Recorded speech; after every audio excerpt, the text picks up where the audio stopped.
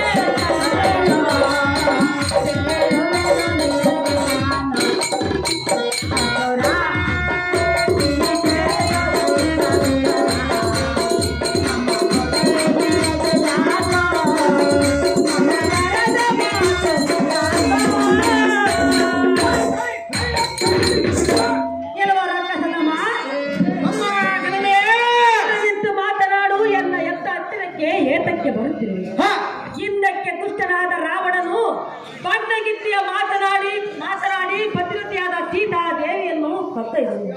ನಿನ್ನನ್ನು ಕಂಡರೆ ನನಗೆ ಭಯವಾಗುವುದು. ದೂರ ನಿಂತು ಮಾತನಾಡು ಮೂರ್ಖ, ಮಾಡಬೇಡ ಎನ್ನೋ ತರ್ಕ. ಅಮ್ಮ ತಾಯೇ, ಕೆಲವ ರಕ್ಕಸನಮ್ಮ, ನಿನಗೆ ಬೇಕಾಗಿರುವ ವಸ್ತುಗಳನ್ನು ಕೊಡುವೆನು. ಉಣ್ಣುವುದಕ್ಕೆ ತುಟ್ಟನ್ನವನ್ನು ಕೊಟ್ಟ ನಮ್ಮ ಹೊಣದಲ್ಲಿ ಕೆಲಸವನ್ನು ಕೊಟ್ಟ ನಿನ್ನನ್ನು ಸೌಖ್ಯದಿಂದ ನೋಡಿಕೊಳ್ಳುವನು ಜನನೇ.